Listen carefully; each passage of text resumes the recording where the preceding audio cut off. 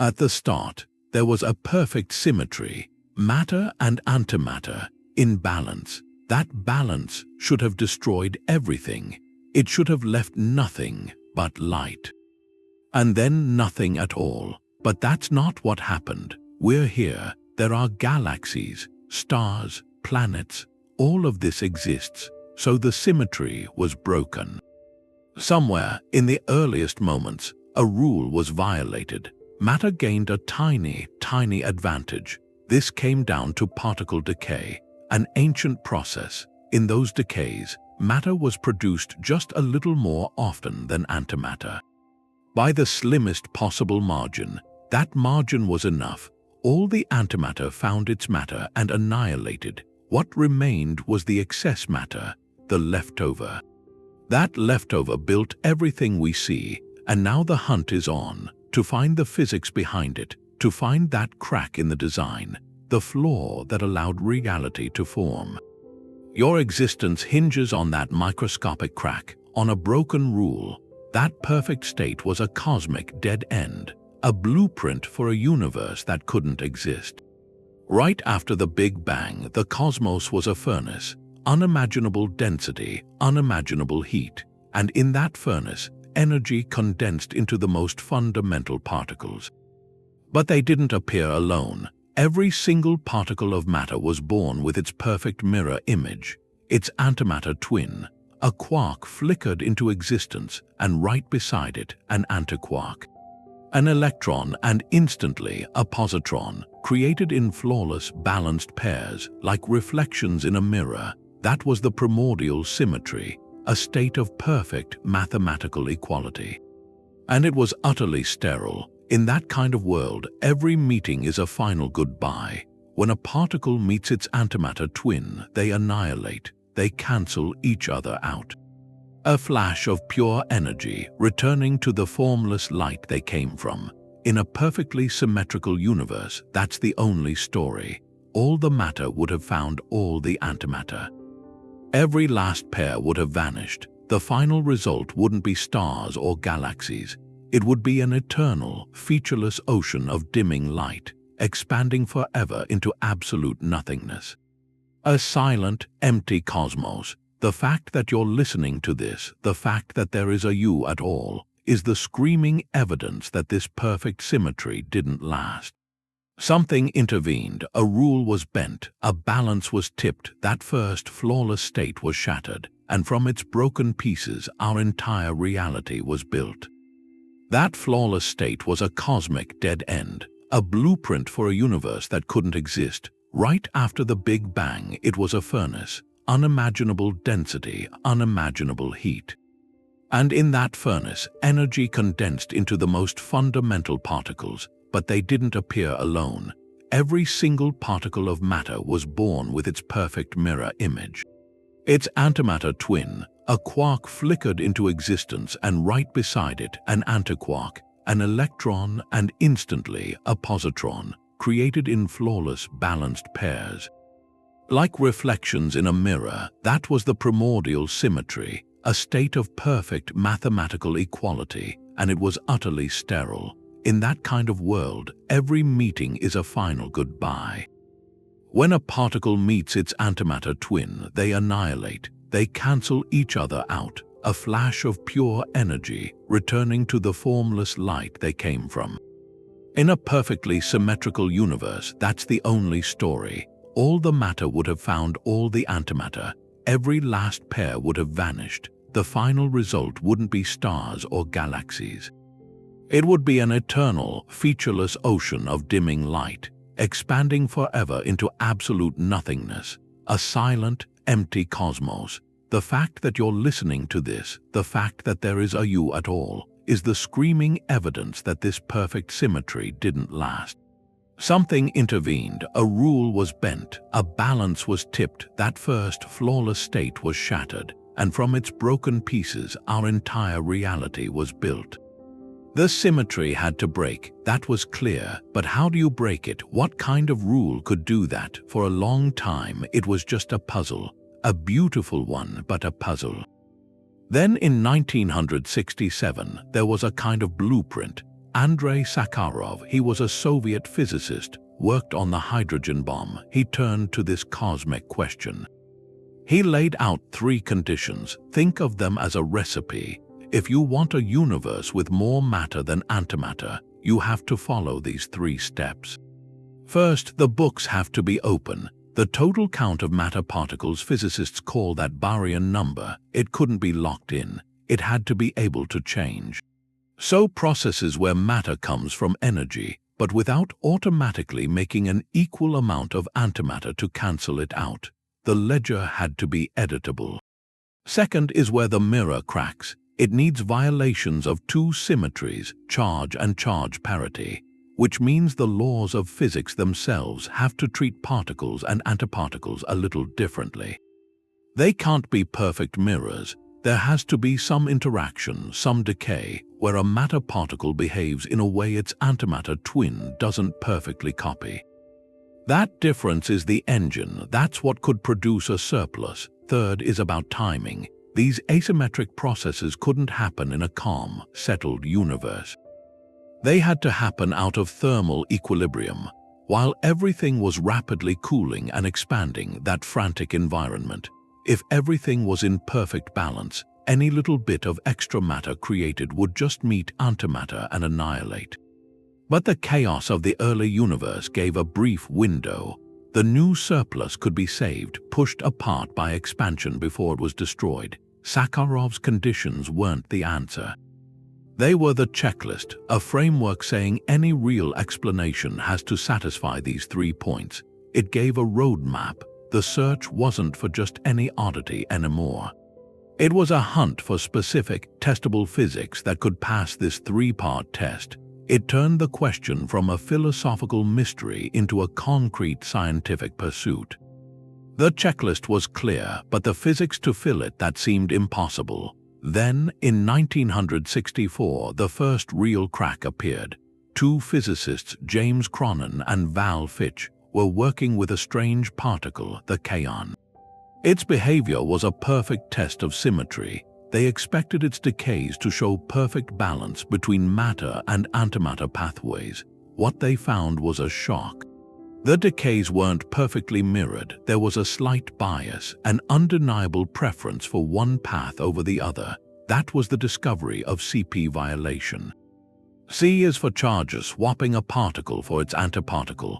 P is for parity, which is like looking at a mirror image. CP symmetry meant if you did both, swapped the particle and looked at its mirror, the laws of physics should treat it the same. Cronin and Fitch proved they didn't. The mirror was flawed, so for the first time we had direct proof, experimental proof that nature has a subtle preference. That was the first concrete piece of Sakharov's puzzle falling into place. This wasn't just theory anymore, it was a measurement. Later experiments confirmed it, especially with particles called B-mesons. These particles and their antimatter versions decay at very slightly different rates.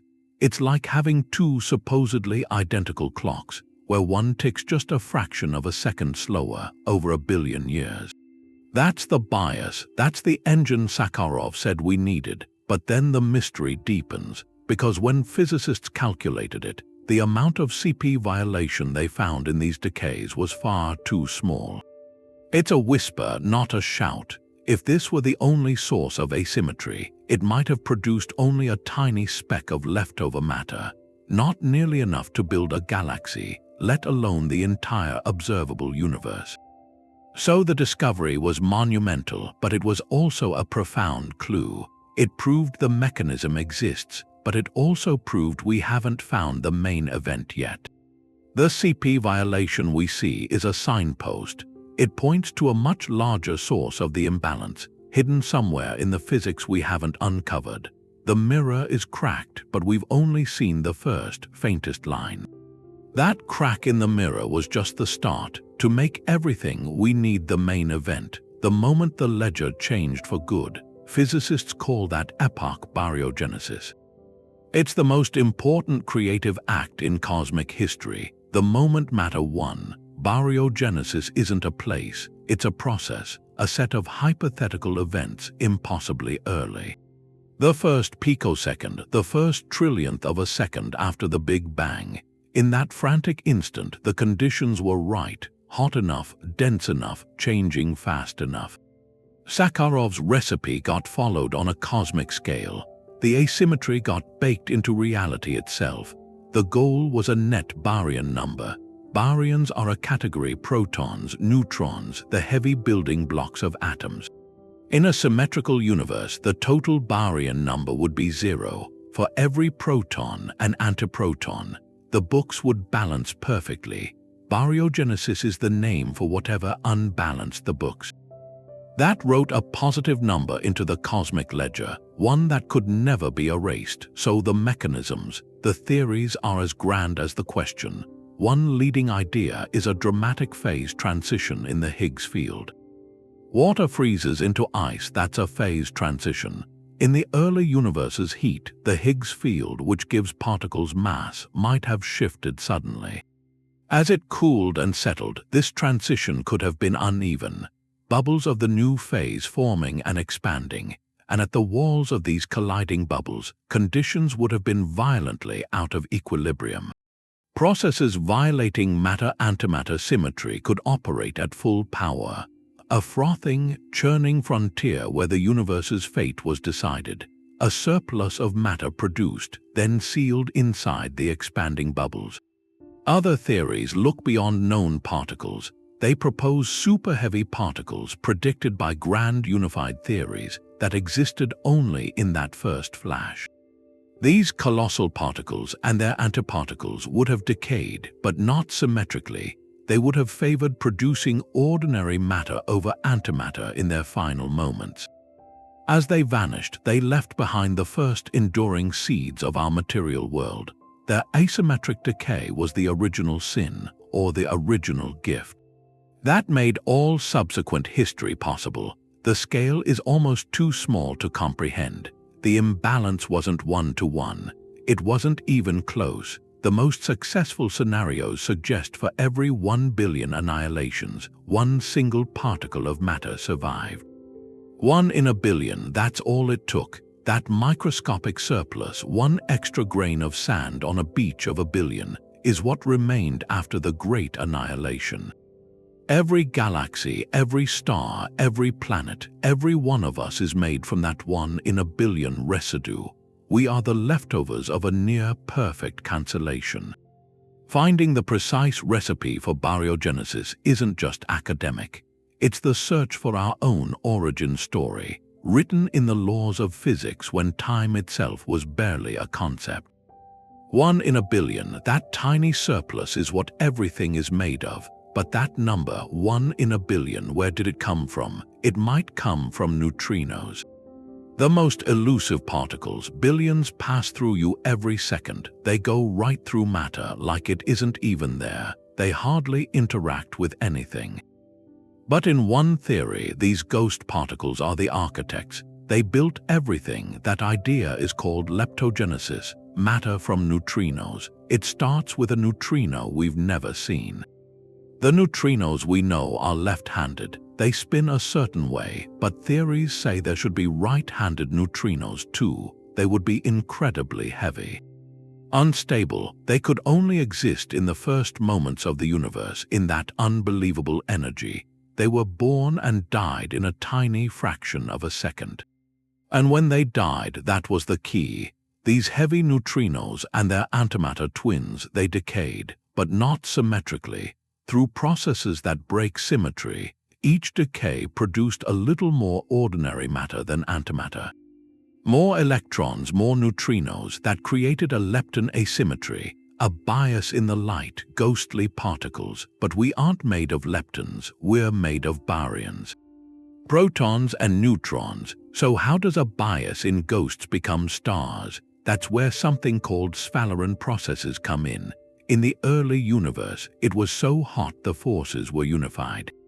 Malleable, sphalerons are like cosmic converters. They can change a lepton number into a baryon number. They take an imbalance in light particles and turn it into an imbalance in heavy particles. It's a two-step recipe. First, the decay of those heavy, early neutrinos writes a small bias into the lepton ledger. Then, the hot, seething broth of the young universe, through these Sphaleron converters, reads that lepton bias and rewrites it as a Baryon bias. The ghostly whisper of a neutrino becomes the solid foundation of a proton. This dance ties galaxies directly to the properties of the most elusive particles. It means our material world is, in a real sense, the echo of a neutrino's asymmetric sigh from the very beginning. The universe may have written its most important story in ink we can barely see. The question is how a 1 in a billion advantage could survive, and the answer might be in something that happened even earlier, a moment of impossible stretching. Cosmic inflation. This was a period of exponential expansion, far faster than light in the first fraction of a second. It took a quantum seed and stretched it into a cosmos. And it may have been what protected that fragile imbalance. You can think of inflation as the cosmic canvas. Before it, the universe was unimaginably small.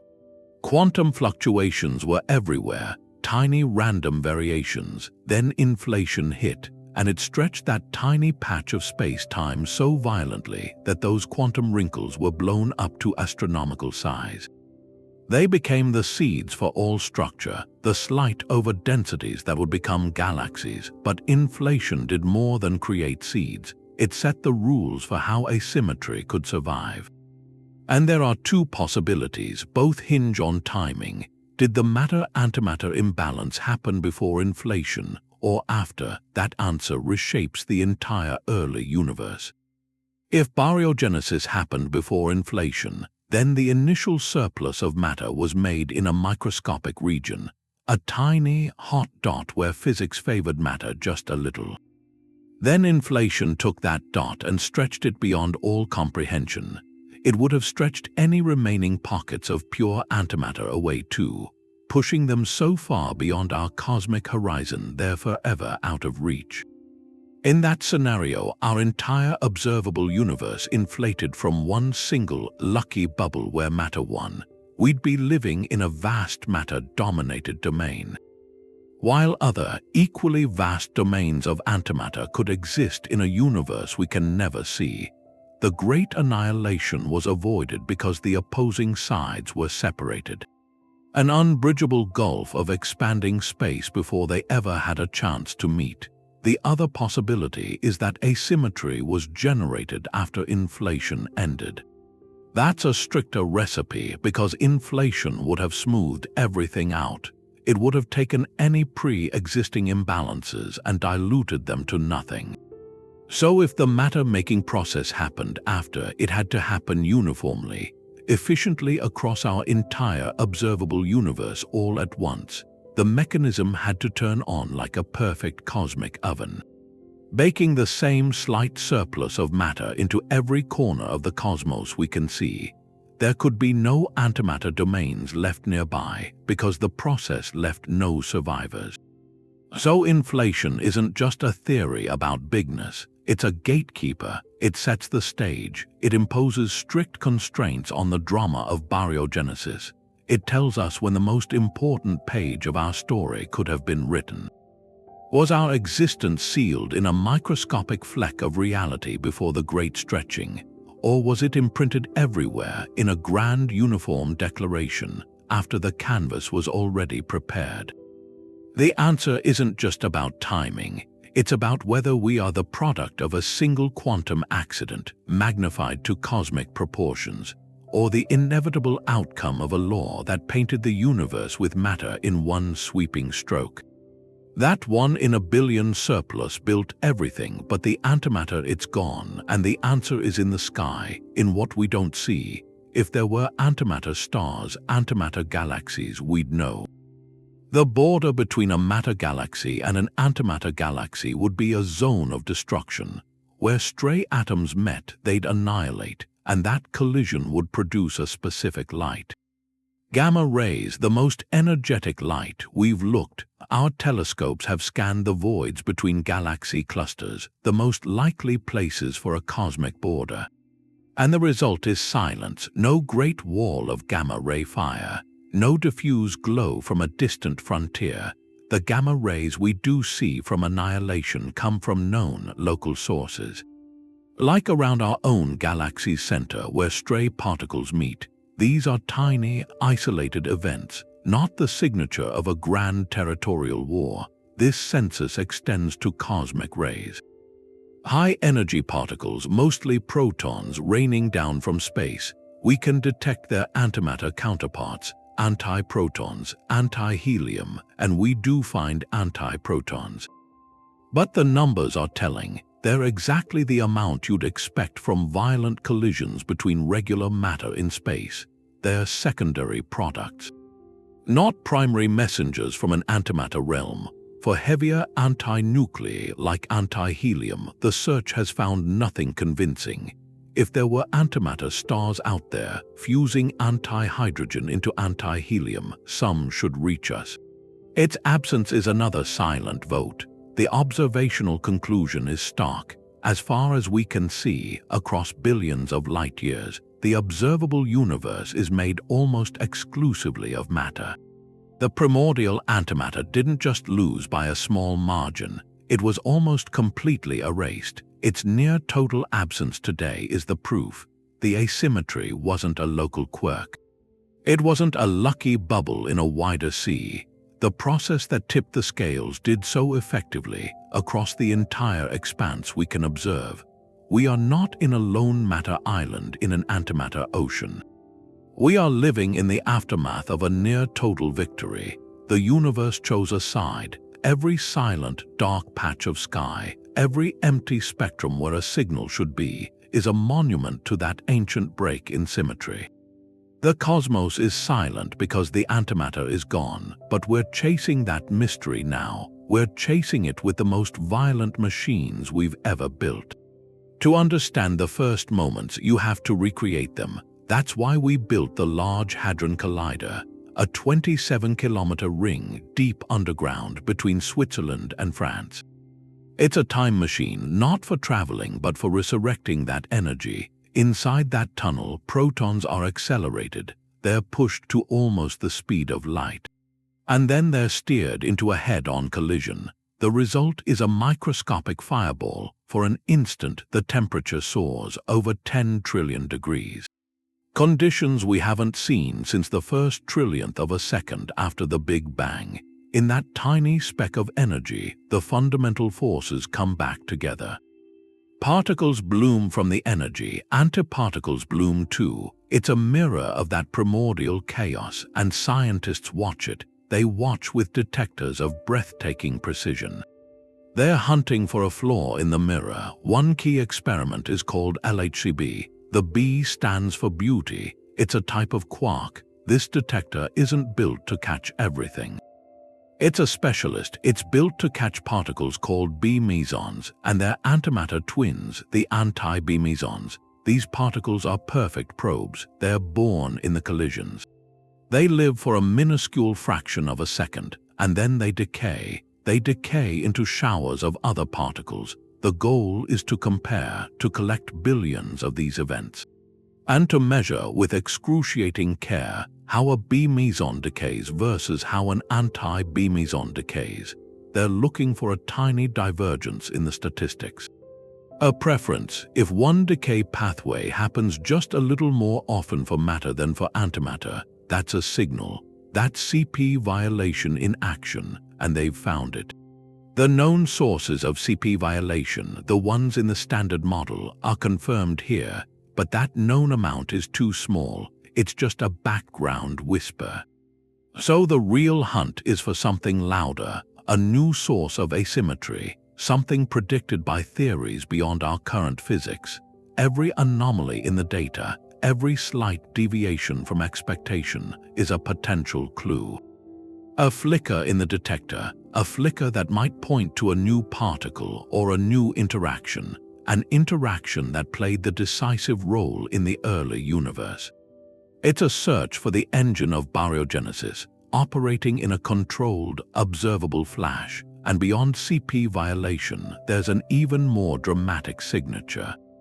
Baryon number violation, Sakharov's first condition. The total count of matter particles has to change. In our everyday world, that number is sacred.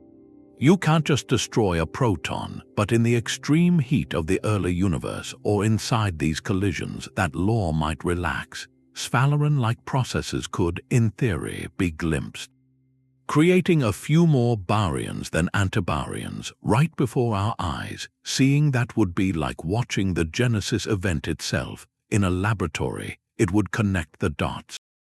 Connect the physics we can test to the ancient imbalance that shaped everything. Each collision is a question thrown into the heart of creation.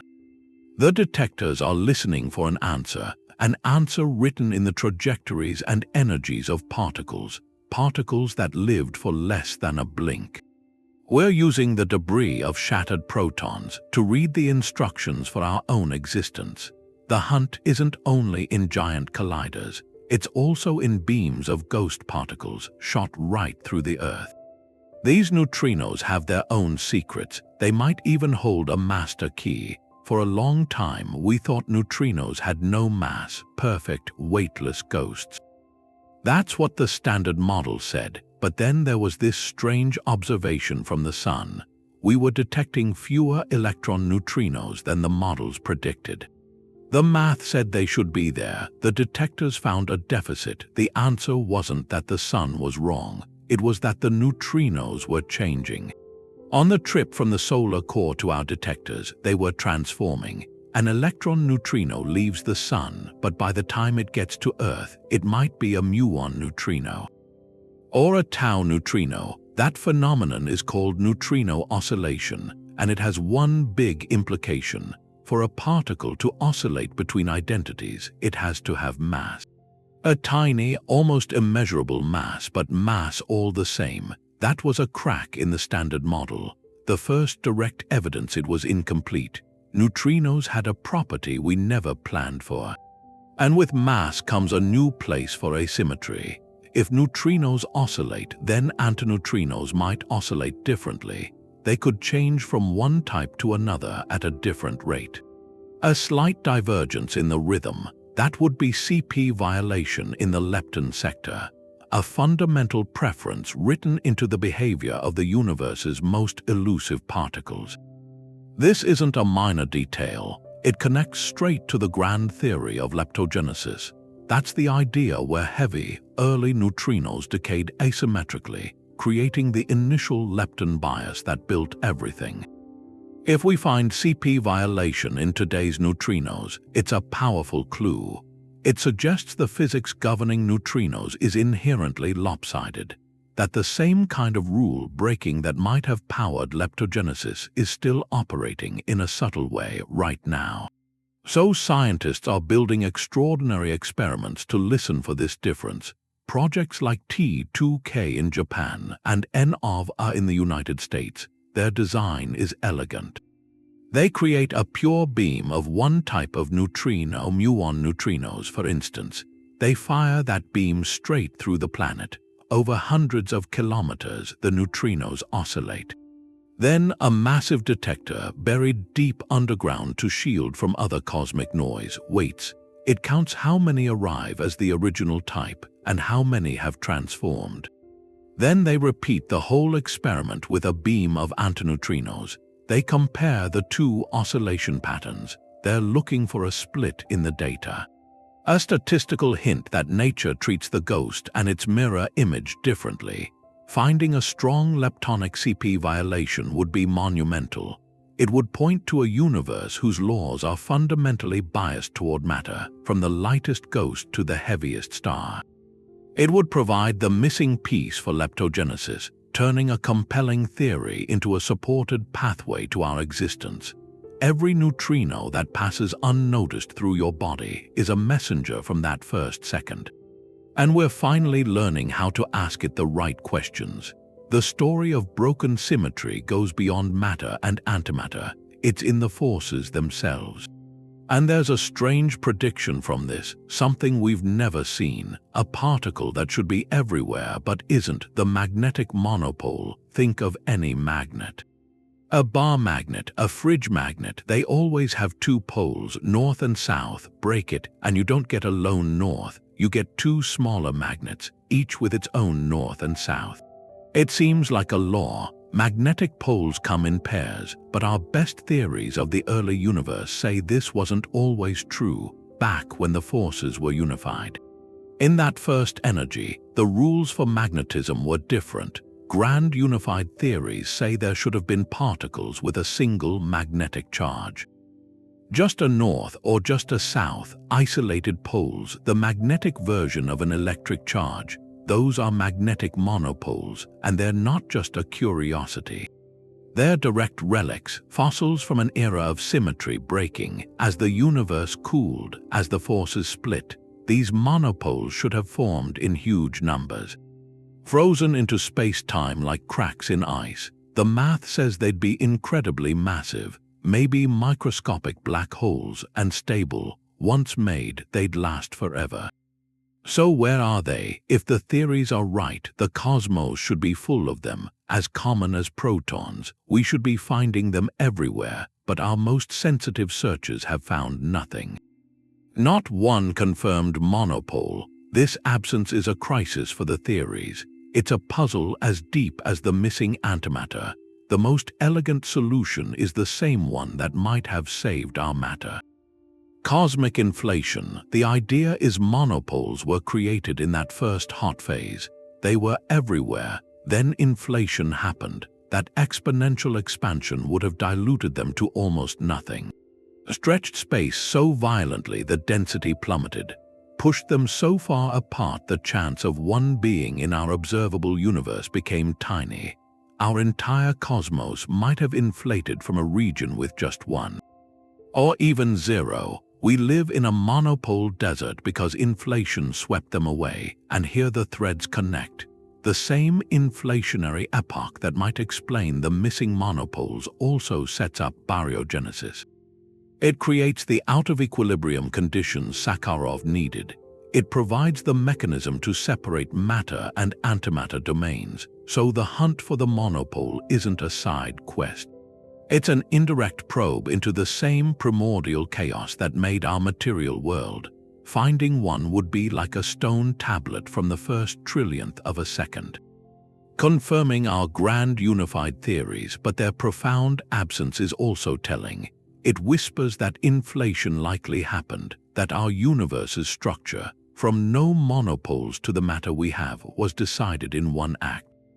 A great expansion, a great symmetry breaking. We are living in the aftermath, a great smoothing, a great dilution, and a great tipping of the scales. This measure of our luck has a name, the Baryon asymmetry parameter. Scientists call it eta. It's a single number, a ratio, the scorecard from that first battle. You calculate it by comparing two things, the leftover baryons, the protons and neutrons that make up atoms, to the number of photons in the cosmic microwave background. That afterglow, that sea of ancient light, and that ratio tells you how much matter survived, relative to the energy of the early fireball. The measured value is humbling.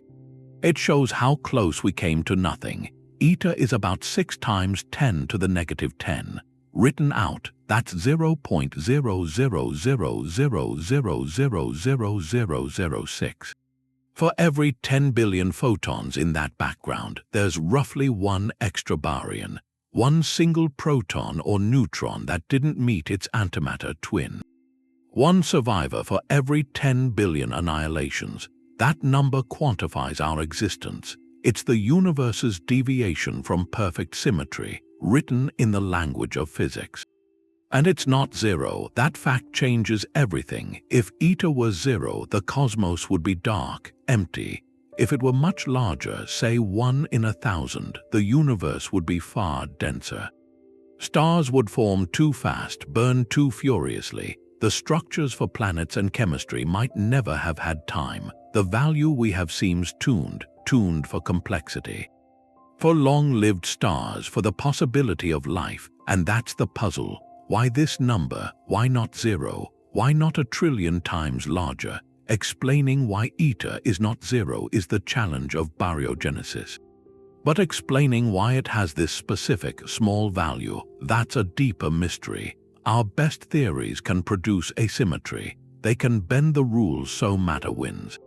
But getting them to spit out 6 times 10 to the negative 10, that's difficult. It feels like a cosmic coincidence, a razor's edge between oblivion and a barren, overstuffed cosmos. Some physicists see it as a clue, a sign we're missing a fundamental piece. Maybe the processes that generated eta are connected to other fine tunings. The strengths of forces, the masses of particles, maybe there's a deeper principle. Others think something more radical, that our universe is one of many. A vast multiverse, each with its own random value of eta. In most, eta is 0, nothing exists. In many others, it's too large, only short-lived chaos. And we find ourselves in one of the rare ones, where the number landed in that narrow, golden window, allowing for galaxies, stars, planets, beings who can look up and measure it. So whether it's a clue to new physics or a statistical accident, the Baryon asymmetry parameter stands as the most important number you've never heard. It's the mathematical signature of our reality, a receipt from the first moment, proving how unlikely this story is and how precious, 6 times 10 to the negative 10. That's the number we're trying to explain, and one of the most elegant ways to get there involves a kind of ghost within a ghost, a particle that came out of a puzzle. A puzzle inside the proton. That particle is the action. Its story doesn't start with the big picture. It starts with the strong force, the force that holds quarks together. There was a problem with it. The theory said this force should break a certain symmetry, a CP symmetry, in a way we've never seen. It should make the neutron lopsided electrically. It should give it a strong dipole moment, but our best measurements, they find nothing. The neutron is round, perfectly round as far as we can tell. That's the strong CP problem, and the action was proposed to fix it, a new, very light particle. It would work like a tuning knob, adjusting the strong force's settings, bringing that CP violation down to 0, making the universe's matter preference something we could solve, not just a random accident. But then the action's role got bigger. Because if it's real, it wasn't just sitting there in the early universe. It was active. When the cosmos was cooling, going through phase changes, the action field would have started to oscillate, rolling into its lowest energy state, and in some models that rolling motion interacting with other fields that could have been the engine. It could have generated the Baryon asymmetry. The very thing we're trying to explain. So the same mechanism that solved the strong CP problem, it might have also created the number 6 times 10 to the negative 10. Written it into reality, but the connections go further because in many theories the action is stable, and those early oscillations didn't just make matter. They also made actions, a huge number of them, a cosmic background sea of these ultra-light particles. And this is where two big mysteries might connect. Actions are a top candidate for dark matter, the invisible stuff whose gravity shapes galaxies, holds them together, so the story gets deeply interconnected. The same theoretical particle, invented to fix a quantum irregularity, it might have first tipped the scales to create the visible universe. And then, as a frozen leftover from that process, it became the invisible scaffolding. The structure the visible universe is built on. One unknown thing could answer 2 huge questions. Where did all the matter come from? And what is the dark matter holding it all in place? The action ties them into one story, a story where fixing a symmetry problem in a proton becomes the origin of galaxies. It's a hypothesis of stunning economy.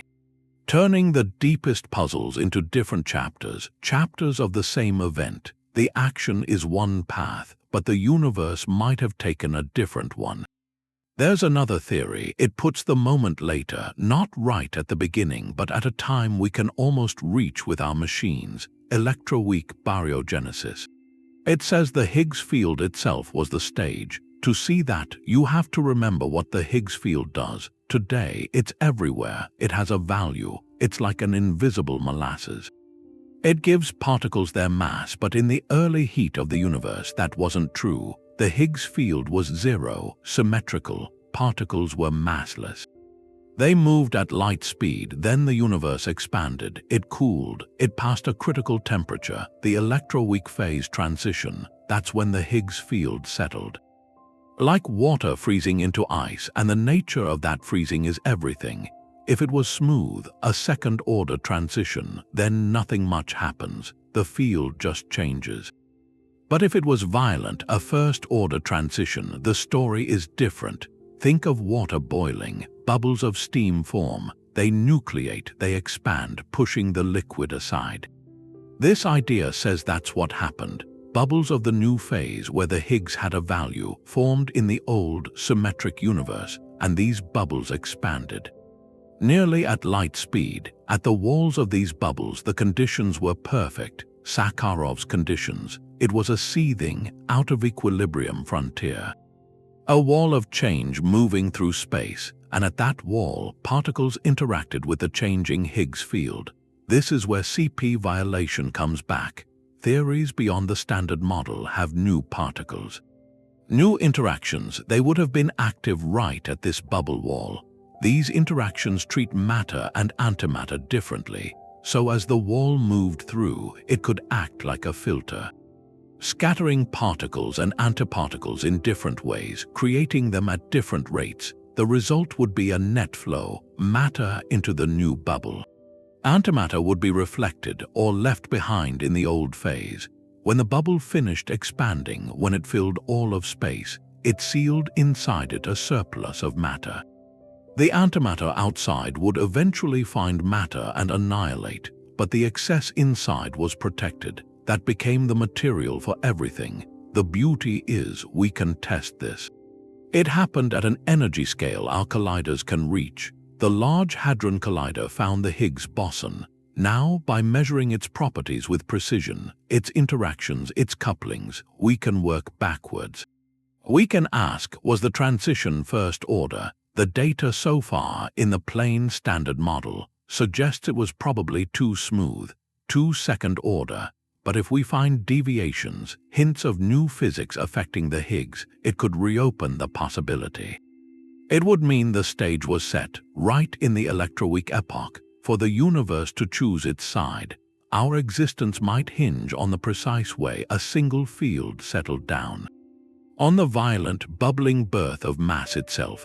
That line between nothing and everything, it raises a question. Why this one number? Why is it so specific? Some theorists have a way of looking at it that changes the question entirely. It's called the Anthropic Principle. Basically, it says the constants are what they are because if they were different, we wouldn't be here to see them. The Baryon asymmetry wasn't tuned for us, we're a result of the tuning. If the asymmetry was zero, you'd have no matter, no structure, no one to think about it. If it was much larger, stars would burn out too fast. No time for planets, for chemistry, for life. We find this particular balance because that balance is what we need to exist. It's not a mechanical explanation. It doesn't say how it happened. It reframes why we see it. It's a selection effect. Think of a fish in a pond. The fish might think the water is perfect for it. The temperature, the saltiness, it seems designed for its life, but the pond isn't designed for the fish. The fish is adapted to the pond. It couldn't live in a pond of acid or boiling oil. So it only finds itself in a pond where a fish can live. The Anthropic Principle applies that to the whole cosmos. Our universe, with its 6 times 10 to the negative 10, that's our pond. This idea gets powerful when you bring in the multiverse.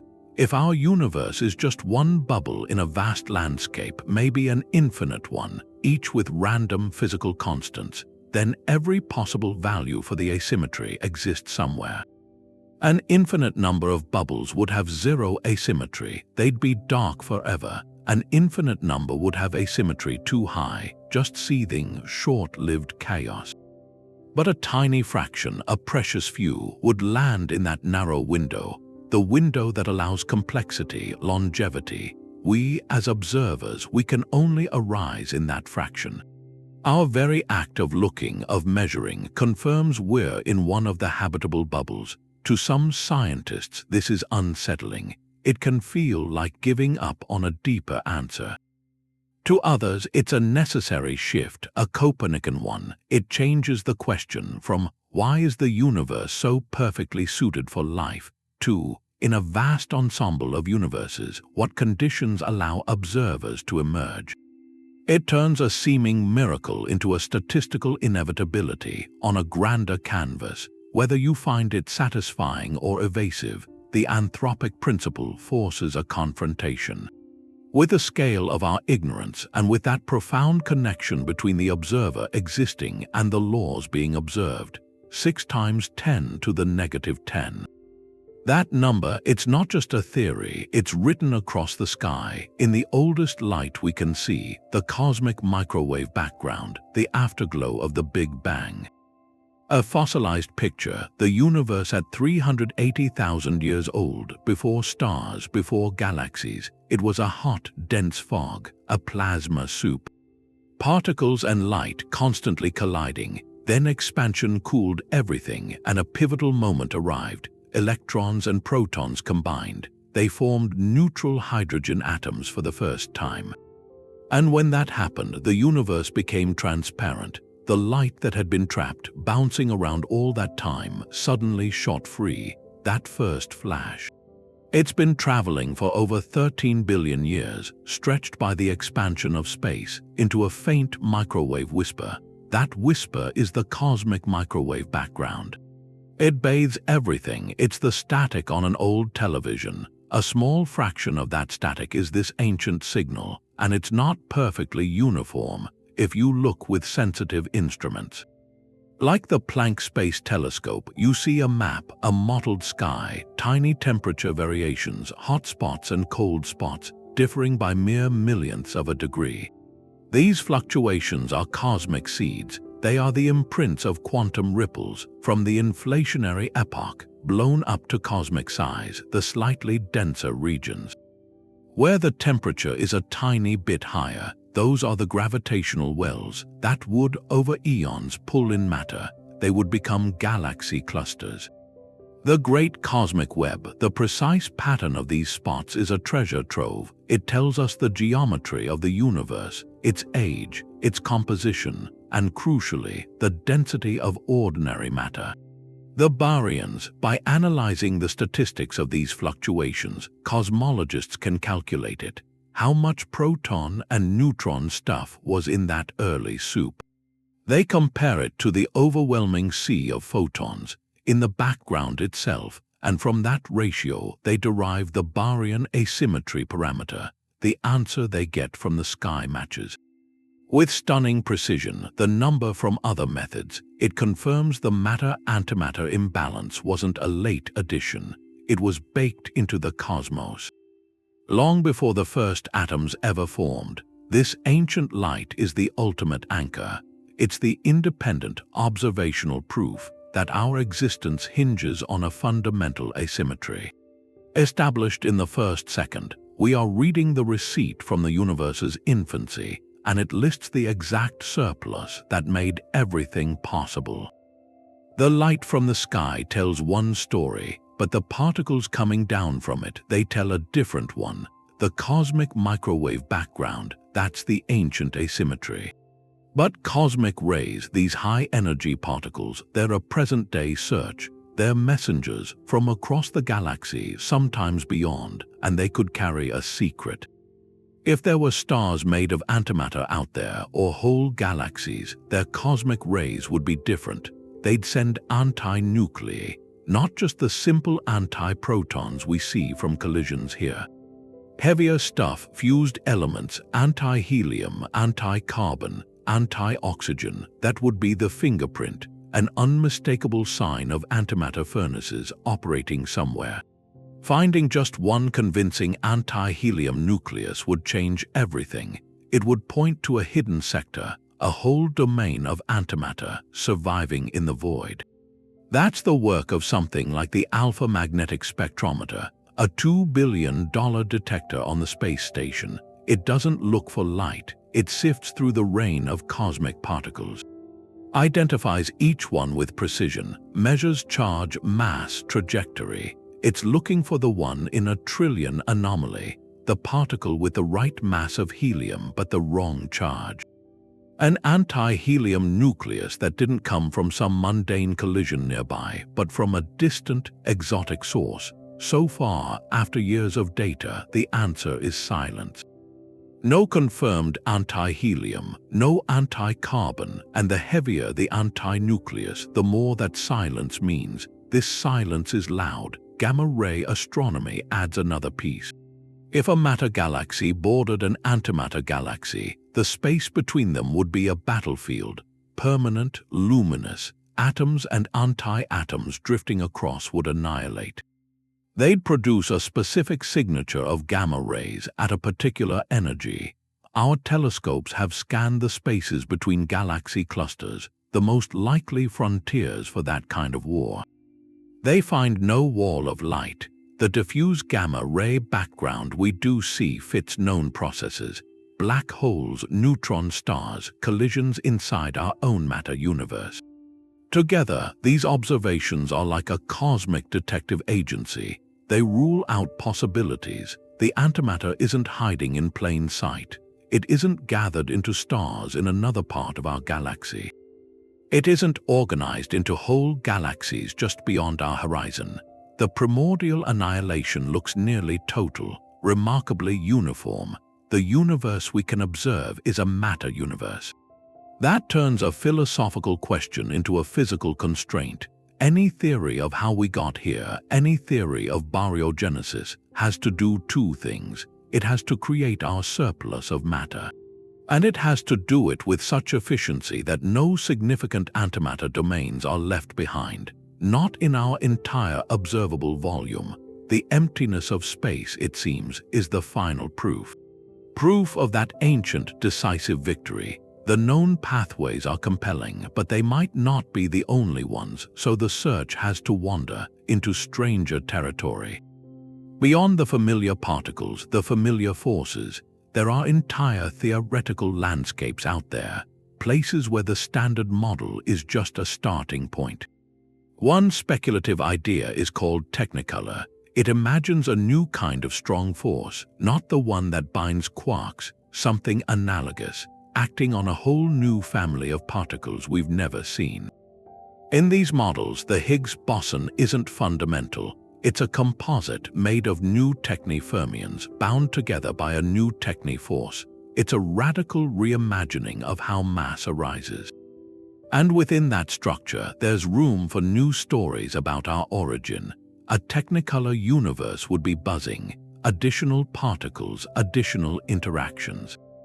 These novel forces could have broken symmetries in dramatic new ways.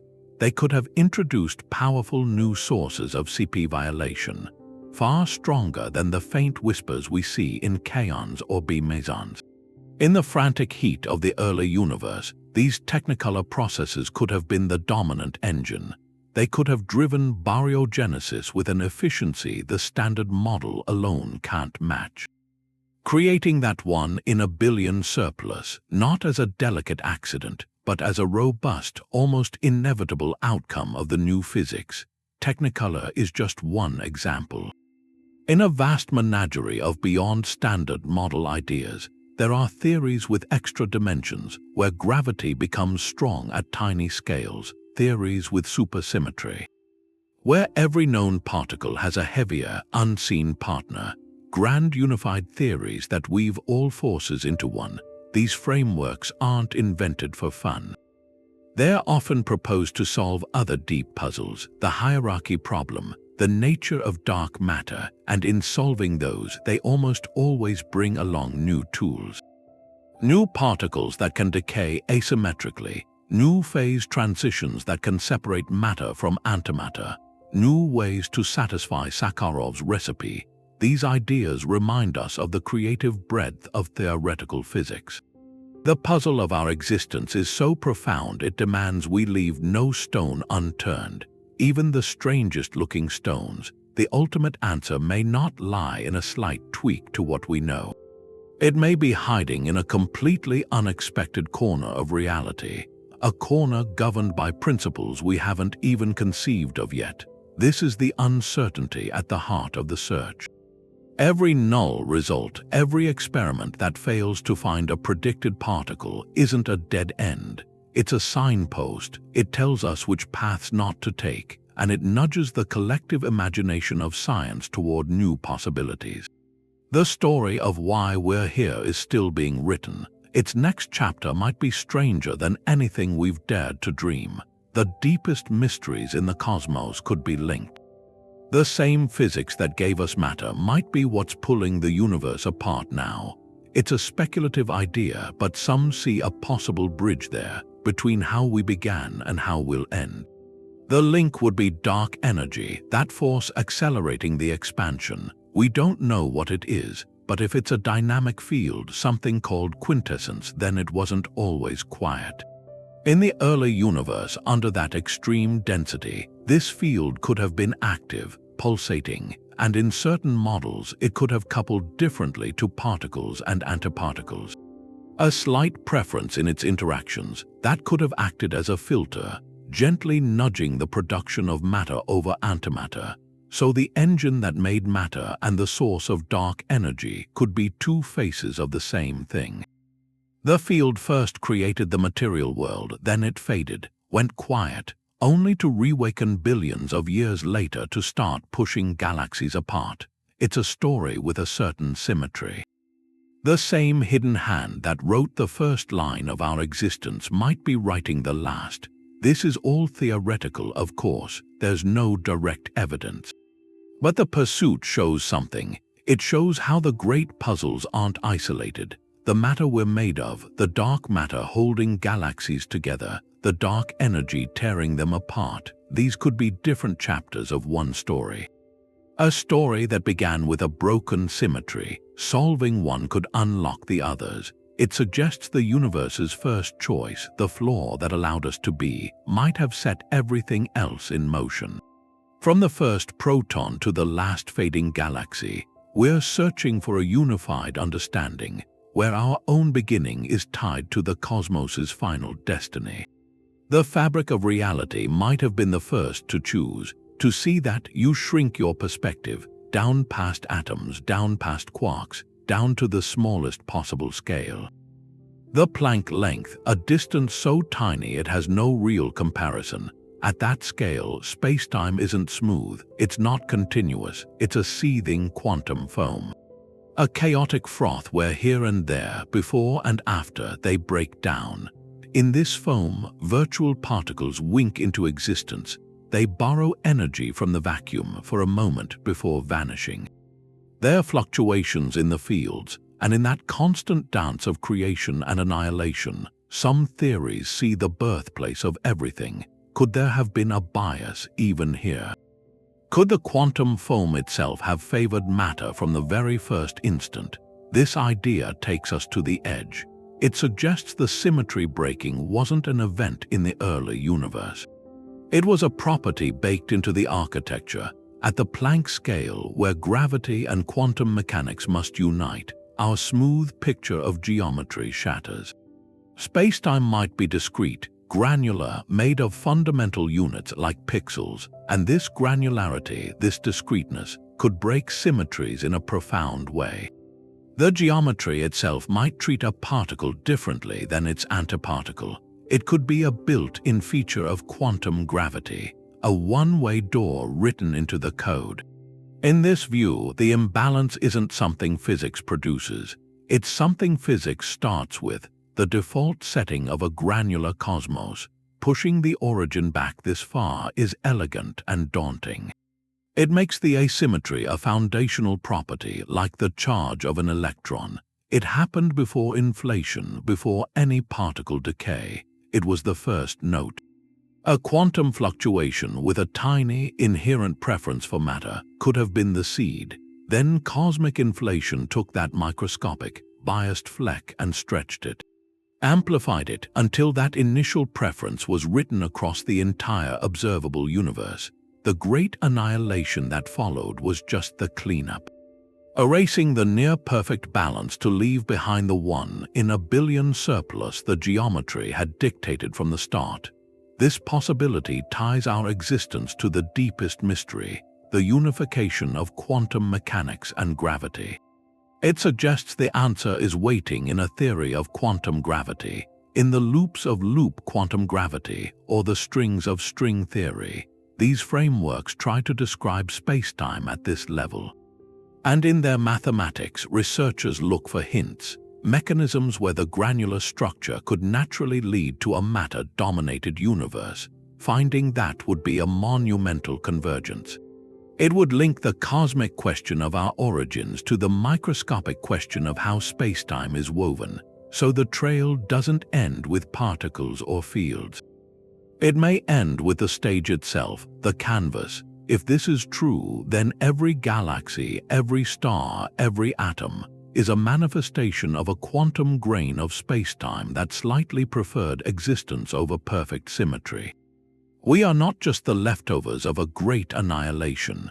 We might be the inevitable expression of a lopsided reality, a reality whose first whisper was a biased fluctuation in the void. These faint cracks in the quantum mirror, they're our best clues. Our grand theories paint these sweeping pictures, but the truth shows up in the smallest measurements.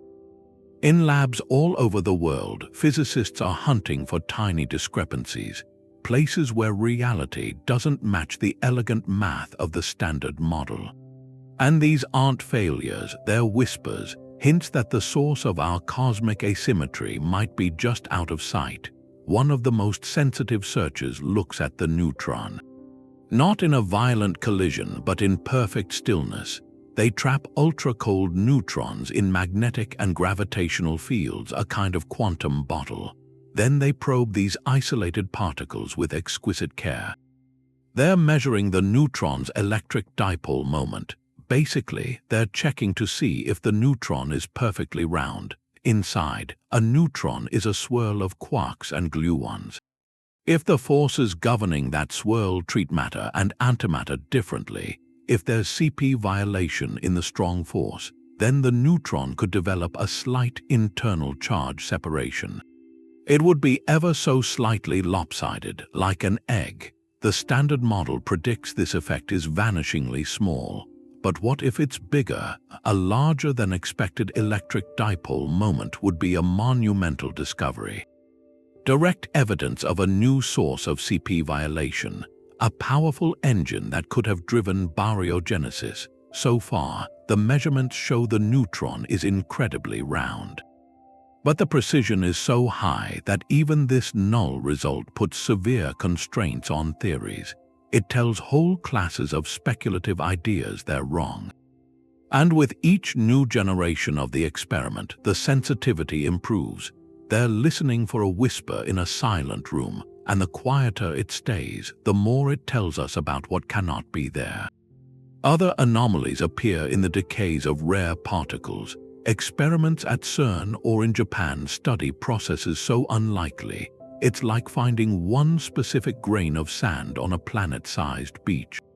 Certain decays of particles called kaons or B-mesons are predicted to happen at a very specific rate. When the detector counts don't quite match the prediction, when there's a slight tension in the statistics, physicists lean in. Is it a statistical fluke, or is it a footprint? A sign that a virtual, unseen particle, a carrier of some new force, briefly interfered in the decay and altered the outcome. These rare decay pathways are pristine environments. They're so suppressed in the standard model that any new physics would stand out clearly, like a single wrong note in a simple melody. Each small tension is a thread. Pulling on it could unravel a whole new sector of reality.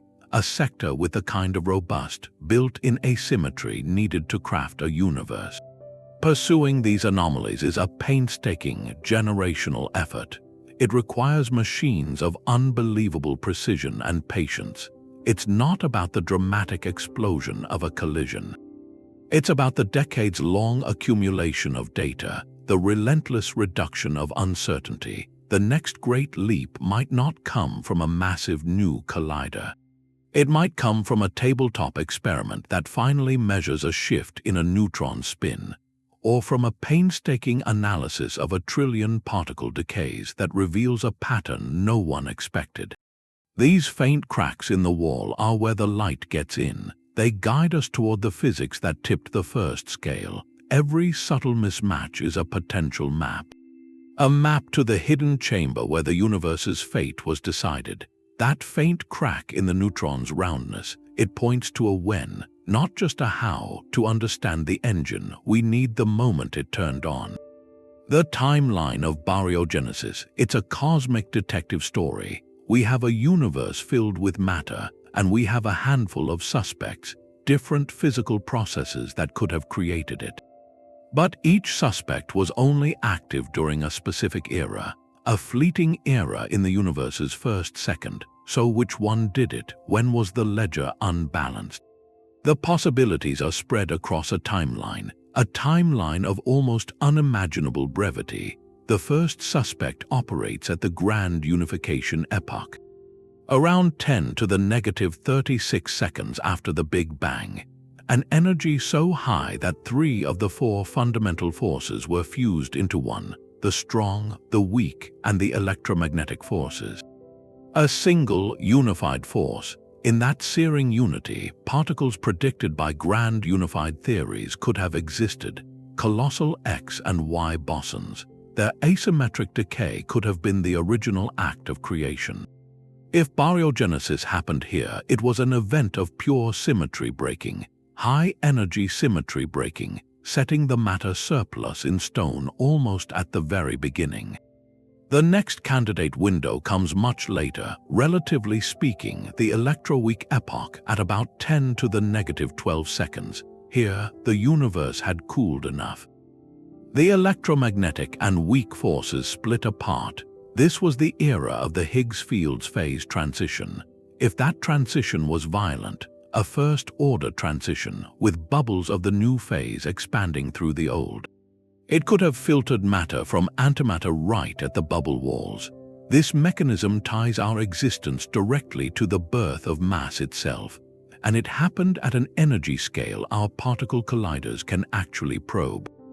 Could it have been even later? Some theories suggest baryogenesis might be linked to the physics of neutrinos or to the decay of other exotic particles, occurring after the Electroweak epoch but still within the first second. Each of these theoretical moments corresponds to a different energy, a different cast of particle characters, a different set of rules on the cosmic stage. So how do we choose? We use the universe itself as a forensic lab. Cosmological observations provide hard constraints. The measured Baryon asymmetry is a fixed output, that 1 in a billion number. Any successful theory must reproduce it. The profound smoothness of the cosmic microwave background tells us the process must have been remarkably efficient and uniform, and the stark absence of magnetic monopoles suggests something. It suggests that if grand unification happened, it was followed immediately by cosmic inflation, which would have diluted any monopoles and also would have stretched any pre-existing matter asymmetry across the entire cosmos. Particle physics experiments provide the other set of clues. The Large Hadron Collider is essentially testing the Electroweak scale. By measuring the properties of the Higgs boson with extreme precision, physicists can calculate something. They can calculate whether the Electroweak phase transition was the violent first-order type needed, the type needed for Electroweak Baryogenesis. So far, the data suggests it was probably too smooth. Too smooth in the plain standard model, but the hunt is for deviations, signs of new particles that could have made it violent. Finding them would point a giant arrow at that moment. That 10 to the negative 12-second moment. Meanwhile, other experiments are probing for new sources of CP violation, experiments measuring neutrino oscillations, and the neutron's electric dipole moment. The strength and nature of that violation could tell us something, whether it was powerful enough to drive the process at the grand unification scale, or if it points to something else. Pinpointing the correct timeline is the master key. It's like identifying the exact chapter in the universe's own biography. The chapter where the pivotal event was written, the event that allowed for our chapter, was it in the fiery prologue of grand unification, or in the slightly later drama where mass was born? The answer won't just tell us when we were made. It will tell us what kind of universe we truly live in, and what fundamental laws wrote us into existence. The deepest questions we have, they might find their answers in the darkest places, inside a black hole, where gravity is so strong light can't get out. Its boundary, the event horizon, is a point of no return. For a long time, the thinking was straightforward. Anything that fell in was just gone, erased. The information that made it what it was, the arrangement of particles for a book or a star or a person, that information was lost forever. That was the black hole information paradox. And it created a crisis because quantum mechanics says information can never be destroyed. It can be scrambled, hidden, but never erased, so you had a conflict. Was general relativity right and information vanished, or was quantum mechanics right and information was somehow preserved, even inside a black hole? The resolution, which people are still debating, points toward preservation. Information is preserved, and the mechanism for that might be tied to the most fundamental symmetries in physics. To something called the CPT theorem. CPT stands for charge, parity, and time. It's a combined symmetry. The theorem says the laws of physics stay the same if you reverse three things together. Flip every particle to its antiparticle, look at its mirror image, and run time backwards. Do all three at once, and any process you see should still look valid. It's a cornerstone, a deeply embedded feature of how reality is built. Now, the matter-antimatter imbalance comes from violating just C and PCP violation. That's the crack that let matter win, but CPT as a whole has to stay intact. The universe's ledger has to balance if you also reverse time, so that creates a link. The processes that broke CP in the early universe to make us, they're part of this larger, unbreakable CPT symmetry. So what does that have to do with a black hole swallowing a star? Theoretical work by people like Leonard Susskind suggests the preservation of information in black holes is connected to these symmetries. As a black hole evaporates through Hawking radiation, it's not just leaking random energy. That radiation, in the modern view, is encoded. It carries information about what fell in, the scrambling and the eventual emission of that information. It's governed by quantum rules that respect fundamental symmetries like CPT. Some theories propose the very mechanism that saves information from being lost is tied to the complete reversal properties CPT describes. It's as if the universe, at its most extreme, uses the full symmetry of charge, parity, and time as a cosmic ledger, to make sure nothing is ever truly deleted, only transformed. And this is where the link gets startling. The same fundamental symmetries that were partially broken to create the matter in stars are also the symmetries that might govern how information escapes from the graves of those stars. The initial condition of our universe, a slight bias in matter, came from a specific pattern of symmetry breaking. The final fate of information in a gravitational collapse involves the preservation of the full, combined symmetry. One is about creation through imbalance, the other is about preservation through ultimate balance. They're two sides of the same coin, minted by the same fundamental laws. Exploring this connection, it's not just abstract.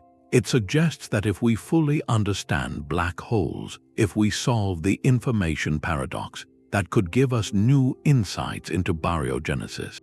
It could reveal new constraints or mechanisms for how CP violation works. If preserving information requires certain properties of quantum gravity, those same properties might have been active in the universe's first moments, influencing how the scales were tipped. The fate of a bit of quantum information in a black hole today could be echoing the process that allowed the first atoms to form. Billions of years ago, this idea ties the largest questions together. Why is there something rather than nothing? And what happens to the something when it falls into the ultimate nothing? The answers might be written in the same language, the language of symmetry, violation, and preservation. It means the story of a dying star's final moments isn't separate from the story of the universe's first moment. They're chapters in a single, continuous narrative about how information, matter, and existence are woven into the fabric of reality. The detectors gave us a number. A story much older than cities, older than writing. It's not just a figure in an equation, it's a condition, a 1 in a billion surplus that made everything possible. And that fact, it pushes past physics into questions physics can't answer. Why is there just enough of this flaw, this imperfection, to make something instead of nothing? It challenges something deep in science, an aesthetic, the belief that nature's laws should be simple, elegant, symmetrical. We love symmetry, but reality needed a crack in that mirror. To become real, that brings in fine-tuning, the constants of nature. They seem balanced on a knife's edge, the strength of forces, particle masses, this asymmetry parameter. Change any of them even a little and the universe is sterile. No long-lived stars, no complex chemistry, no one to observe it. Some think that means a deeper principle. A theory so elegant it naturally gives us this one viable universe. Others, it points to a multiverse, countless universes, each with random constants. Most are empty, lifeless, but in a rare few, the numbers line up and life emerges. To wonder at the luck. This isn't just speculation, it's a direct consequence of measuring that tiny number, 6 times 10 to the negative 10. That measurement pulls you into an old argument, necessity versus chance.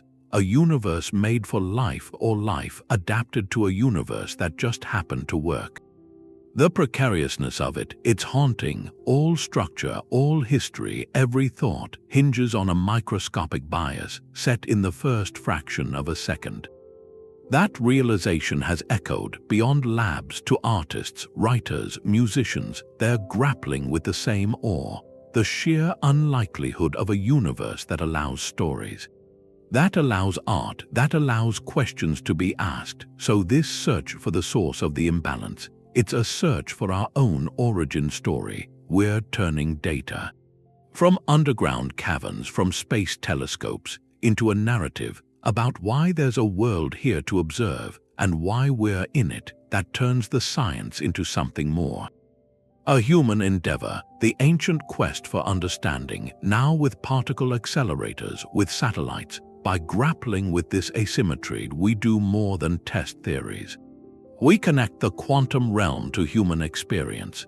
We link the behavior of a neutrino to the fact you can hear these words. The mystery matters because it sits at a crossroads. Where evidence meets wonder, it reminds us that asking how the universe works is also, inevitably, asking why we are here to ask at all. That first moment is a race against time. Human time, the evidence is locked away at energy scales we can't reach yet. It's a frontier that needs a new generation of explorers and new tools. The machines we have now, magnificent as they are, they can only take us so far. To go further, we have to build something new. That's the vision behind projects like the Future Circular Collider. A new tunnel, a colossal ring over 50 miles around, dwarfing the current Large Hadron Collider, buried deep underground, accelerating particles to energies we've only ever theorized. Its purpose is simple: to recreate the conditions of the universe not at a trillionth of a second old, but even earlier. To reach back into that white-hot dawn where the forces were truly unified. In that environment, we wouldn't just be looking for hints. We could be creating the very actors in the drama of baryogenesis. One prime target would be the heavy, right-handed neutrinos predicted by leptogenesis. These are the particles thought to have decayed asymmetrically, writing the first bias into the cosmos. Our current colliders can't make them, they're too massive. But a future machine with vastly higher energy could produce them directly. We could watch them form and decay in our detectors, measure their properties. Test in a lab whether their decays truly favor matter. It would transform leptogenesis from a theory into an observable process. We'd be watching the genesis mechanism in action. Beyond that, such a collider would be a microscope with unparalleled precision. It would scrutinize the Higgs boson in ways we can only dream of. Every subtle interaction, every coupling, measured in exquisite detail. This data could tell us if the electroweak phase transition was the violent, first-order event needed for electroweak baryogenesis. It could reveal new particles connected to the Higgs that would have made that transition possible. We'd be probing the moment mass was born, searching for fingerprints of the process that filtered matter from antimatter at that instant. And there are other designs. A muon collider represents a different kind of power. Instead of protons, it would collide muons' heavier cousins of the electron. The advantage is a cleaner collision. Protons are messy bags of quarks and gluons. Their collisions are a complicated splash. Muons are fundamental. Their collisions would be sharper, clearer beacons, making it easier to spot rare new phenomena and measure them with incredible accuracy. This precision could uncover new, subtle sources of CP violation hidden in the quantum noise of today's experiments. Building these machines is a monumental undertaking. A commitment spanning decades and generations, requiring global cooperation and vast resources. It's an investment not in a guaranteed answer, but in the possibility of an answer.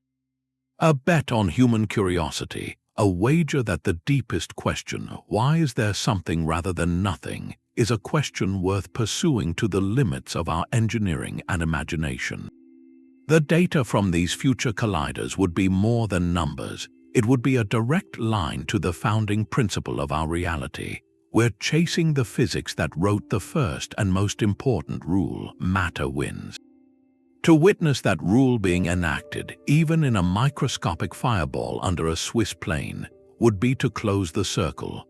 It would connect the vast, ancient cosmos we see in our telescopes directly to the fundamental laws we can test on Earth. We'd finally have the full story of our own creation, written not in myth, but in the unambiguous language of particles and energy. There's a hum that's been around since the beginning. It's not carried by light, it's written into gravity itself, into the fabric of reality. We're in a new era now. We're not just seeing the cosmos, we're listening to it vibrate. Gravitational waves are ripples in space-time. They come from the most violent events, colliding black holes, merging neutron stars, but the oldest waves, they could carry the signature of creation.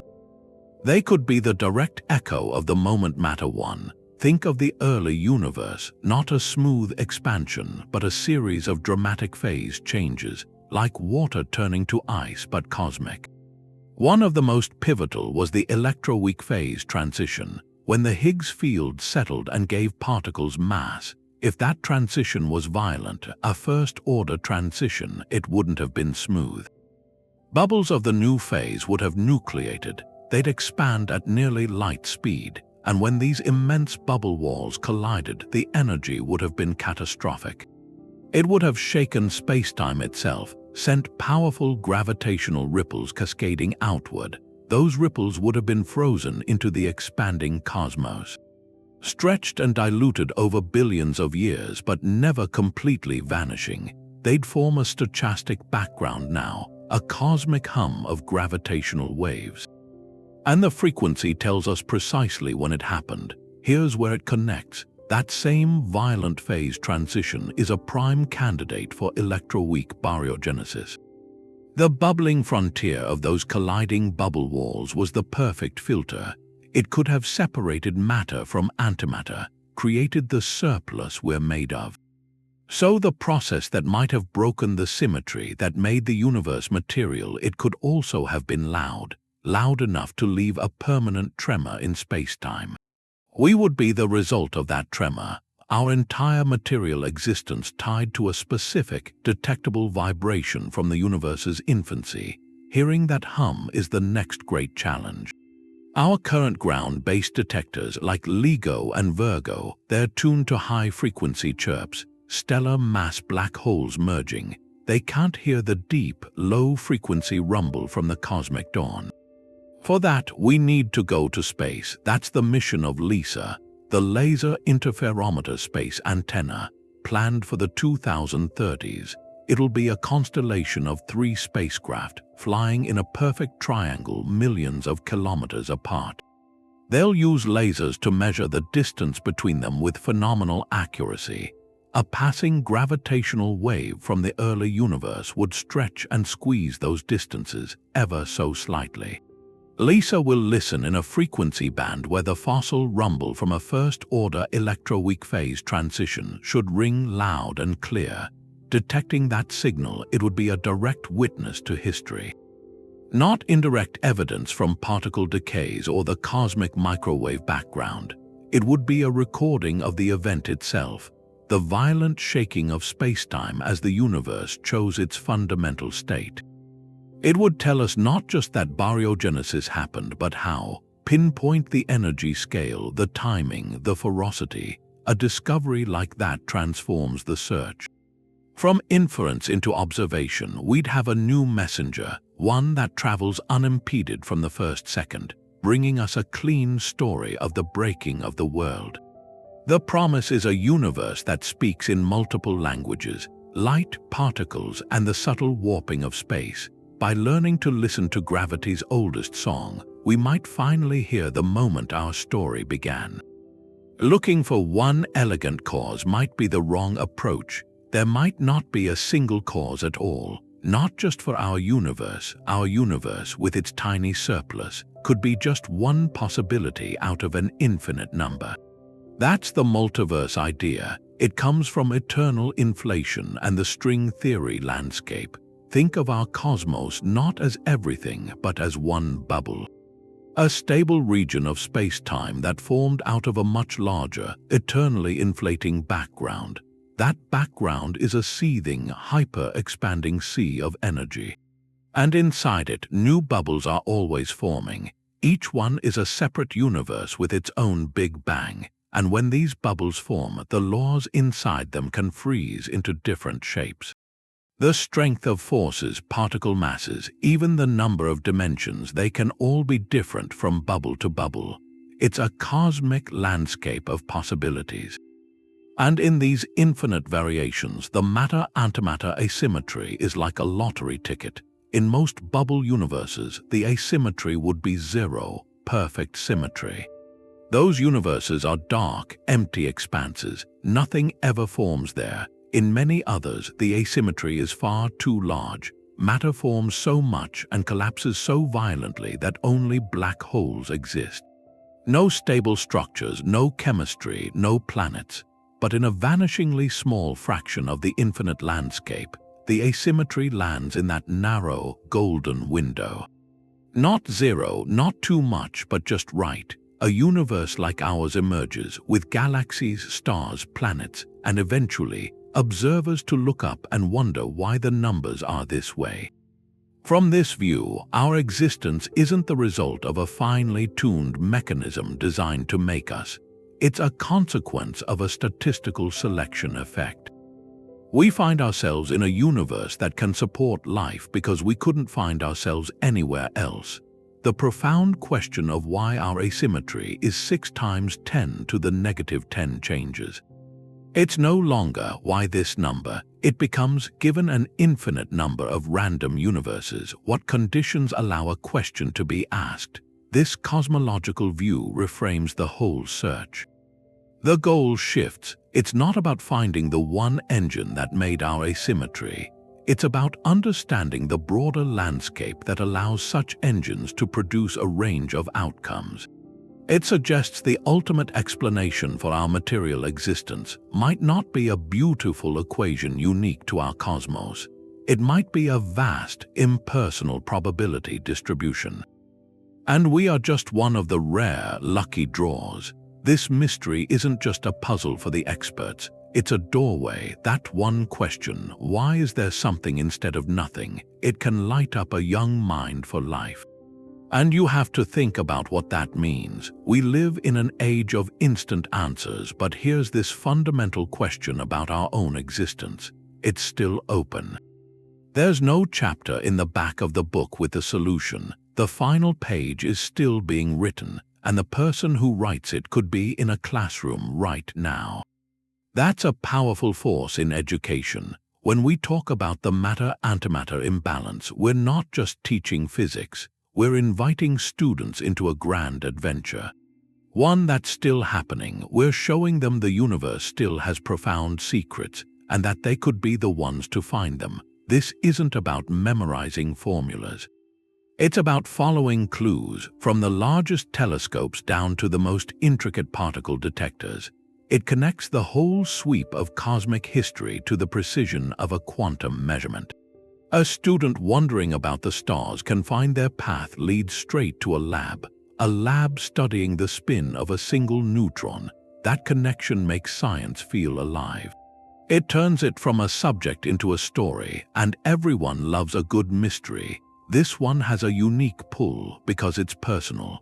The answer explains why the atoms in our bodies are here at all.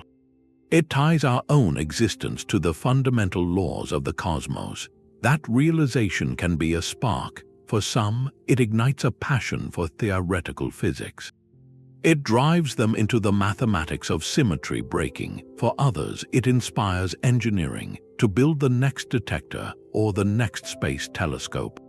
The one that will gather the crucial data. It can even motivate philosophers to grapple with what it means a finely tuned universe or a vast multiverse. The quest is interdisciplinary by its nature. Sharing this story widely in documentaries or planetarium shows it does more than spread knowledge. It builds a shared cultural narrative. It reminds us that asking why we're here is a central human endeavor, one we pursue together across generations.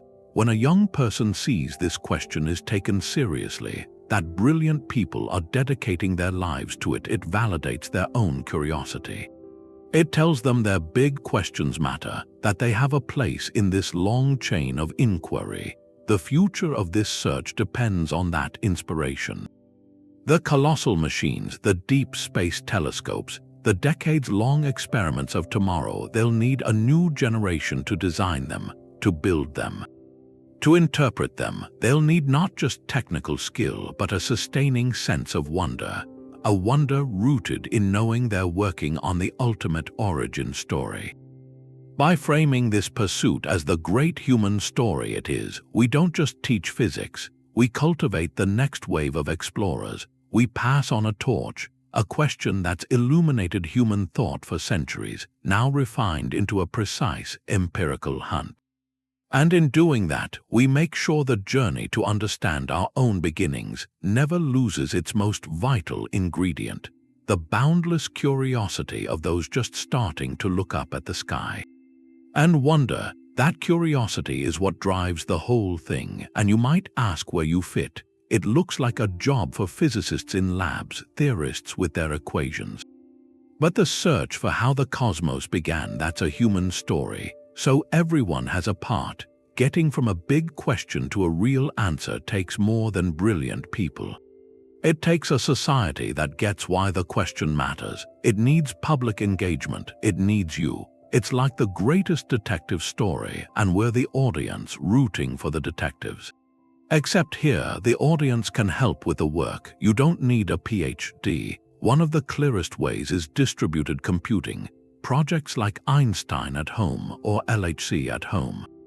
They use the spare power from thousands of personal computers all over the world. When your computer is idle, it can be analyzing data from a gravitational wave observatory, listening for a whisper. Or running simulations of particle collisions, testing models of the early universe. Your laptop becomes a piece of a huge, virtual supercomputer. You join the collaboration, sifting through cosmic noise for a signal. It's a powerful thought. The same device for videos and messages can help decode the birth of everything. Then there's attention, understanding. That's where science communication is essential. When researchers and educators turn complex ideas into stories, they build bridges. They make data into narratives. A good documentary, a planetarium show, a thoughtful video online. They can change a distant mystery into a shared human adventure. This communication builds a society that values fundamental research, not just for what it can do now, but for its power to answer the deepest questions.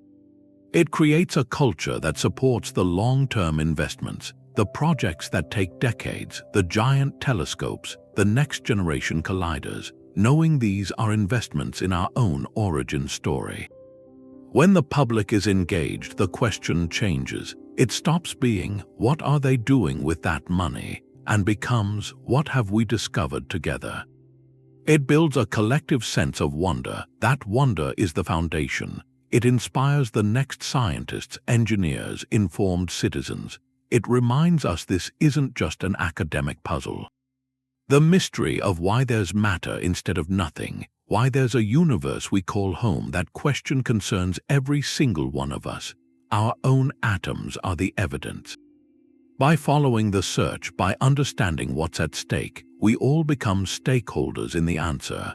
We become part of a civilization that isn't just living in the universe, but is trying to understand how it came to be. And by extension, how we came to be here to ask the question. The search for the universe's first flaw is a human thing, and that means it comes with responsibility. When you build machines larger than cities, when you pool the resources of nations to look into the first second of time, you're making a statement about your values. This kind of knowledge has a weight to it. You have to balance that drive to understand where we came from with the practical needs of the world right now. The funding for a particle collider, for a deep space telescope, it's immense. It's a choice to invest in a question where the answer might not give you a new technology for decades. Maybe ever, so you need a justification, a thoughtful one for a society that's dealing with pressing problems, and the justification isn't a gadget. It's something else. It's the expansion of understanding, the inspiration, the unpredictable paths that discovery takes. Penicillin came from mold, not an accelerator. But the advanced materials, the global networks, the whole culture of precision and collaboration that this science builds, that ripples outward. It touches medicine.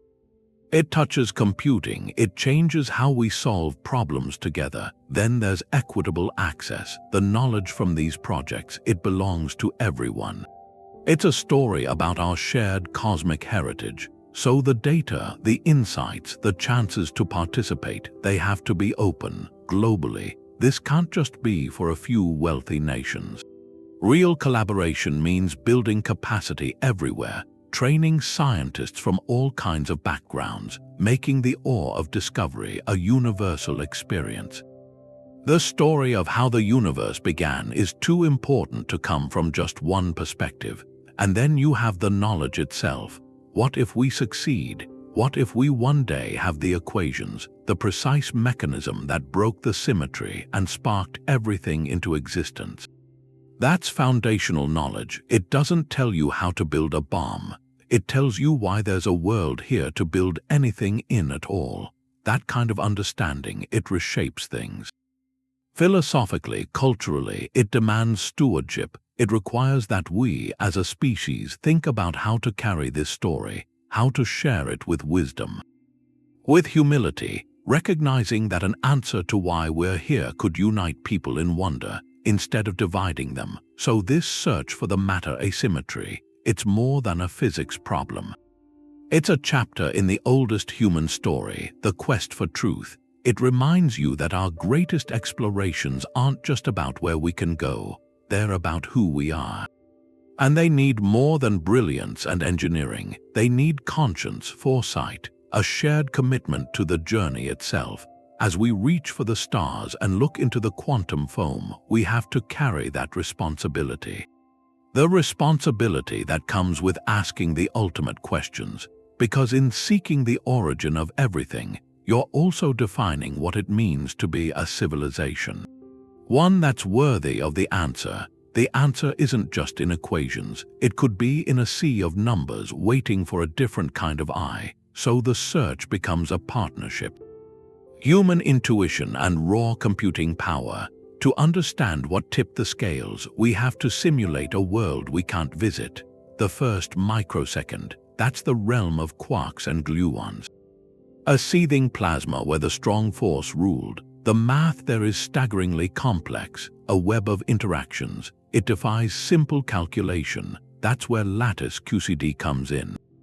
Instead of solving impossible equations on a whiteboard, you map the problem onto a grid, a four-dimensional lattice of space-time points. Then you use supercomputers to calculate how quarks and gluons behave on that lattice, simulating the properties of that primordial soup. These simulations are like virtual time machines. They let us probe matter under extreme temperature and density, conditions that existed only once at the beginning. They can tell us about phase transitions, how matter organized itself as everything cooled. They give us the baseline, the theoretical backdrop. Any story of baryogenesis has to play out against that. But simulation is one side. The other side is a deluge of real data. Every run of the Large Hadron Collider produces petabytes, millions of gigabytes. In that ocean of digital traces, the recorded paths and energies of billions of collisions, there could be a faint signal, a statistical whisper. Finding it is like looking for one specific grain of sand on every beach on Earth. This is where machine learning comes in, algorithms trained to recognize patterns, to spot correlations human eyes might miss. They sift through the collision data. Relentless efficiency, searching for anomalies, a slight excess of events in a particular energy range, a decay pathway that happens a fraction of a percent more often than predicted. These algorithms don't have theories, they have data, and in that data they might find the first hint of the physics that made us, so the modern quest is a trinity. Theoretical insight, experimental evidence, computational discovery. A theorist proposes a mechanism. Lattice QCD simulates its viability in the early universe. Colliders test its predictions by creating miniature fireballs, and machine learning combs through the aftermath. The eureka, a moment might not come from a lone genius under a lamp. It could be a quiet alert in a data center, a pattern recognized by code trained on the echoes of the Big Bang. It means the story of our origin is being pieced together by a new collaboration. One that speaks physics, computer science, and statistics all at once. There's something quiet that sits at the edge of any big mystery. The answer might be out of reach. We have colliders, telescopes, but the moment that created matter might have happened at an energy so high, under conditions so extreme, we can't recreate them.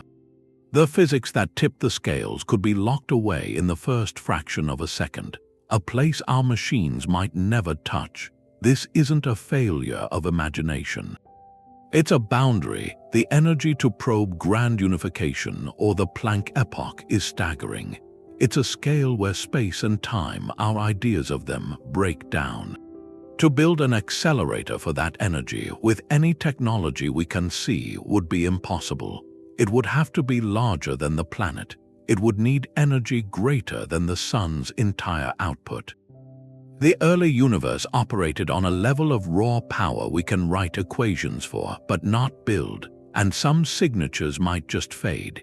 If the key process left no fossil, no unique gravitational wave, no stable relic particle, no detectable imprint on the cosmic microwave background, then the evidence is lost. The universe's first decision might have been silent, a rearrangement of quantum fields that left no permanent record, except for everything that came after. We are the record, but a record isn't an explanation.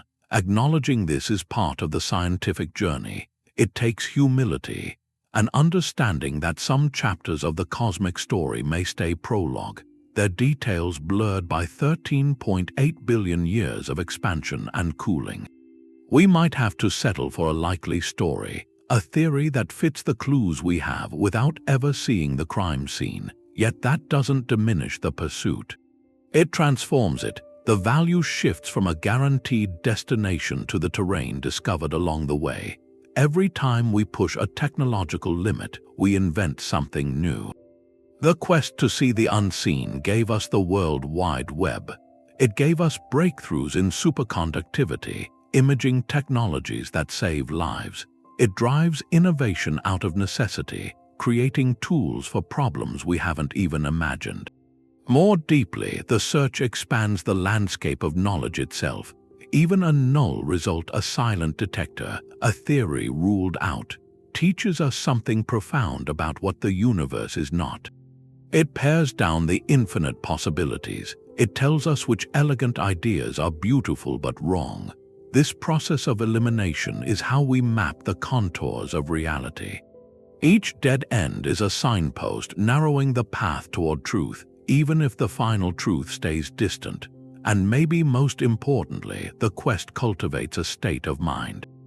A deep appreciation for complexity and mystery. It reminds us the cosmos isn't obliged to be comprehensible on human timescales or with human tools. The act of grappling with a question this fundamental changes us. It fosters patience, collaboration, a sense of wonder that goes beyond any single answer. We learn to find meaning not just in solutions, but in the elegant, frustrating, magnificent process of the search itself. So we may never pinpoint the exact moment matter won. But the journey to try has already rewritten our relationship with the universe. It's shown us a cosmos on a razor's edge. It's revealed hidden connections between the smallest particles and the largest structures. It's united a global community in a shared story of origins. The final answer may hover forever beyond the horizon, but in reaching for it, we've already touched something extraordinary. A deeper understanding of the strange, improbable, wondrous reality we call home. Sakharov's three conditions gave us the recipe. Leptogenesis gave us a plausible chef, the heavy neutrino. The faint crack of CP violation in our detectors gave us the signature of the crime. The silent sky, devoid of antimatter galaxies, gave us the crime scene. And the hum of gravitational waves might one day give us the recording of the event itself. These aren't separate investigations. They're different instruments, all playing the same symphony. The symphony of Genesis. No single discovery will likely provide the final answer. The universe doesn't compartmentalize its secrets. The physics that broke the symmetry in the first microsecond is tied to everything that came after. It's tied to why galaxies have the shapes they do, held together by dark matter. It's tied to why the expansion of space is accelerating, driven by dark energy. And it's tied to the fundamental structure of spacetime, governed by quantum gravity. The ultimate explanation won't just solve the matter-antimatter puzzle. It will solve them all in one elegant framework. Think of it as a cosmic detective board. On one side, you have the photo of the leftover matter, the galaxies we see. A string connects it to the note about CP violation in a particle decay. Another string connects that to a theory about heavy neutrinos decaying asymmetrically. Yet another string stretches from there to a map of the gravitational wave background, a potential echo of a violent phase transition. And in the center of the board, a question mark hangs over the empty space labeled dark matter. The most promising theories suggest the same event that created the visible matter also produced the invisible kind. That the particles responsible for baryogenesis left behind a stable, ghostly relic that now forms the cosmic web. One event, two legacies. We are gradually weaving these threads into a single narrative, a narrative of cosmic genesis that begins with a unified, symmetrical state and ends with the rich, complex, lopsided universe we inhabit. In this story, our existence isn't a random footnote. It is the central plot point, The entire sequence, inflation, symmetry breaking, annihilation, structure formation, leads to a cosmos capable of asking why it exists. The atoms in your hand, the light from distant stars, the very possibility of thought, are the culmination of that ancient, broken symmetry. This synthesis is the grand challenge of modern physics. It requires particle physicists to talk to cosmologists. It requires theorists who deal with the infinitesimally small to collaborate with those who map the infinitely large. It demands that we listen to the universe in every language it speaks, the language of particles, of light, of gravity, and of time itself. The tapestry is still on the loom. We are the weavers, and with each new thread a precise measurement from a collider, a subtle pattern in neutrino data, a faint rumble from space, the picture of our origin becomes a little clearer. A little more whole. The universe's whole story depends on one number, 1 in a billion. That's how improbable we are, from the quantum chaos right after the Big Bang to the spirals of galaxies we see now. A fundamental asymmetry wrote all of this. It's why there's a stage for anything to happen, instead of just an empty dark forever. Our journey through this shows a cosmos on a knife's edge. A deviation so small it's hard to imagine. That tiny difference made everything between a sterile void and a universe full of possibility. We've traced the clues. From a faint crack in a particle's decay to the silent testimony of the night sky itself, we've seen how the hunt works in colossal machines deep underground. And in delicate experiments listening for the spin of a single neutron, we've explored elegant theories. They tie our material world to ghostly neutrinos, to the birth of mass itself, even to the quantum grain of space-time. The complete answer, the final page of this origin story, is still just out of reach. Written in a physics we haven't found yet, but with every new measurement, every subtle anomaly in the data, every bold theoretical leap, we pull that page a little closer. We're piecing together our cosmic lineage, one discovery at a time. This isn't some remote academic puzzle. It's the most personal mystery there is. You're not a passive observer of this story. You are its direct, living result. Every atom in your body, every thought in your mind, they exist because of that ancient, broken symmetry. You are the universe grown complex enough to look back on itself and wonder how it came to be.